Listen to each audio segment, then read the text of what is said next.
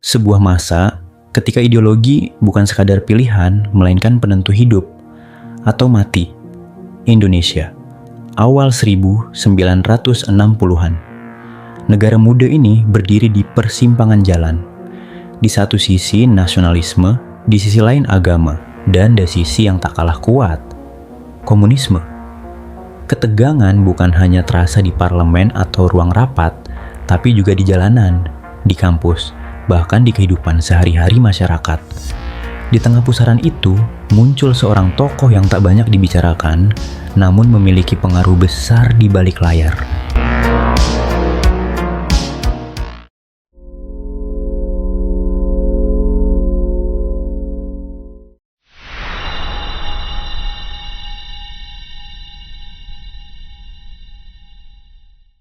Namanya Nyoto.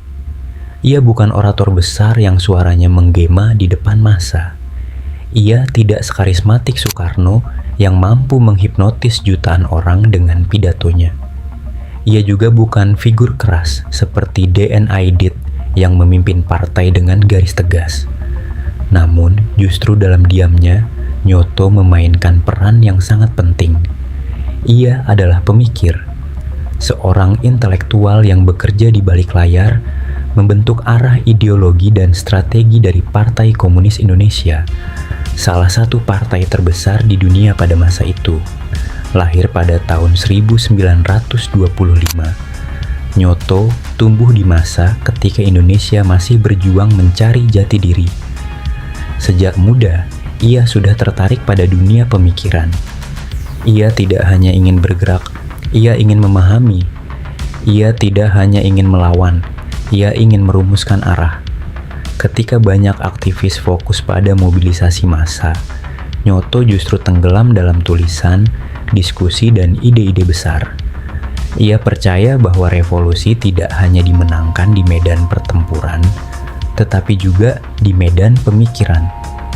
Di dalam tubuh PKI, Nyoto dikenal sebagai otak ideologis. Ia membantu membentuk wajah partai, bukan hanya sebagai kekuatan politik, tetapi juga sebagai gerakan intelektual. Pendekatannya berbeda, lebih halus, lebih strategis.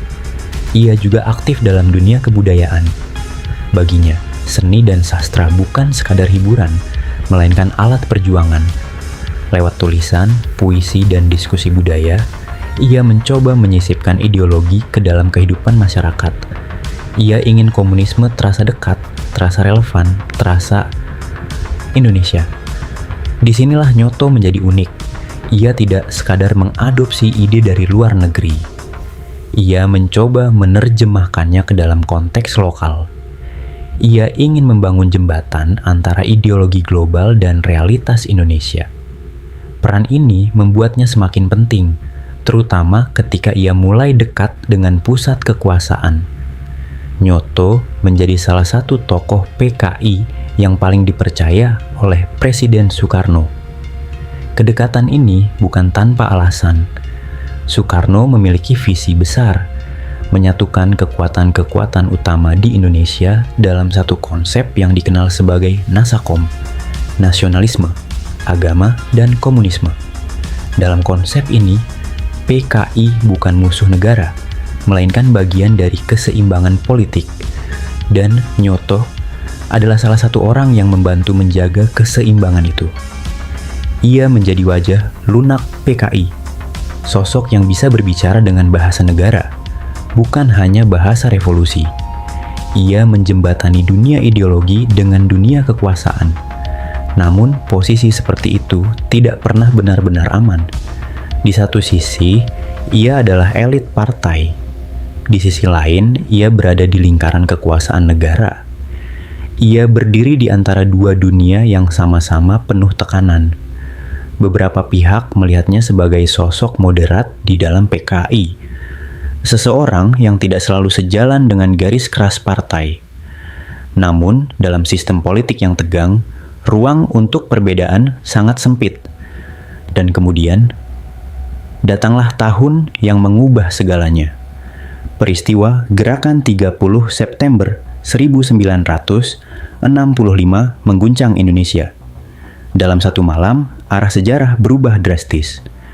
Tuduhan diarahkan kepada PKI. Ketakutan menyebar.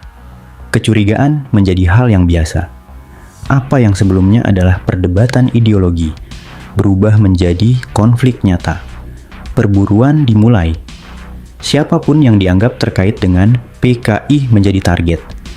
Tidak peduli apakah mereka tokoh besar, kader biasa, atau bahkan hanya simpatisan.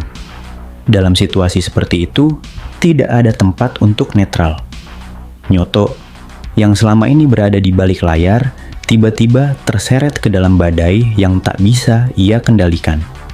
Berbeda dari tokoh lain yang mencoba melawan atau melarikan diri, kisah Nyoto terasa lebih sunyi.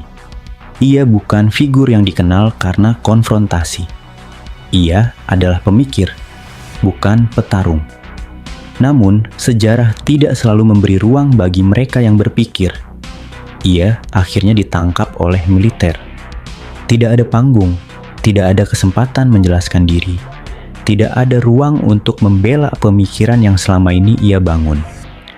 Dan seperti banyak tokoh lain pada masa itu, kisahnya berakhir tragis. Nyoto dieksekusi pada tahun 1965 tanpa sorotan besar, tanpa cerita panjang di buku-buku populer. Namanya perlahan menghilang, tertutup oleh bayang-bayang sejarah yang lebih besar. Hari ini, ketika kita melihat kembali masa itu, nama Nyoto jarang muncul di permukaan. Ia kalah terkenal dibanding tokoh-tokoh lain dalam pusaran peristiwa 1965. Namun, jika kita melihat lebih dalam, ia adalah bagian penting dari cerita itu. Seorang intelektual yang mencoba menjembatani ideologi dan budaya. Seorang tokoh yang berdiri di antara kekuatan besar dan akhirnya tersapu oleh arus yang tak bisa ia hentikan. Sejarah seringkali mengingat mereka yang paling keras bersuara, mereka yang berada di garis depan, mereka yang menciptakan momen besar. Namun di balik semua itu, selalu ada sosok-sosok seperti Nyoto yang bekerja dalam diam, yang membentuk arah tanpa banyak terlihat. Dan justru karena itu, kisahnya menjadi penting untuk diingat. Bukan untuk membenarkan, bukan untuk menyalahkan, tapi untuk memahami.